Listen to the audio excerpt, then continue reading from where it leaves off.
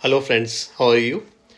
क्या आपको पता है डॉक्टर्स जो स्टेथोस्कोप से चेक करते हैं, चेक करके वो पता लगा लेते हैं कि कैसा इसको सांस में प्रॉब्लम है, अस्थमा है या क्या है, और कैसे वो डायग्नोस लगा लेते हैं।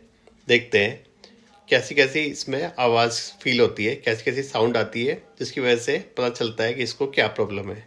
अगर कोई पेशेंट आता है जिसको बहुत ज़्यादा खांसी है तो उसका हम बैक साइड से चेक करते हैं। बैक साइड से चेक करने के बाद पता चलता है तो ऐसी आवाज़ फील होती है।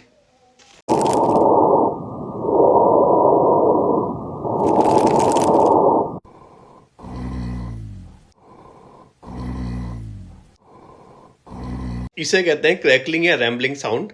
ये इन पोजीशन पे इजीली सुनाई देती है। और अगर कोई पेशेंट आता है जिसको अस्थमा है, जिसका सांस भर रहा है, तो उसको हम ऑस्कुलटेट करते हैं स्टेप लैडर पैटर्न में, जो कि हम आगे से इस तरह से लेते हैं और इस तरह से हमें आवाज़ फील होती है।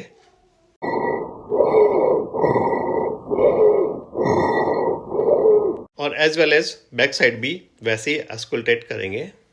और अगर कोई पेशेंट पैन एब्डोमेन यानी कि पेट दर्द करके आता है तो उसको हम राइट एब्डोमेन क्वाड्रेंट से शुरू करके लेफ्ट तक इस पैटर्न में उसको ऑस्कुलटेट करते हैं।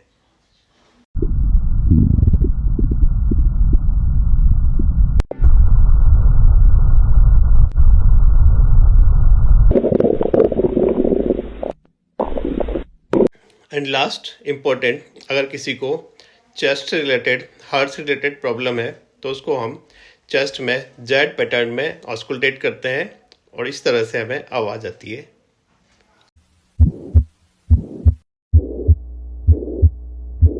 ये सब देख के आपको पता चला होगा कि किस तरह से हमारी बॉडी में अलग अलग तरह की आवाज़ आती है और अलग अलग तरह की डिजीज़ और डायग्नोस का पता चलता है। Thank you.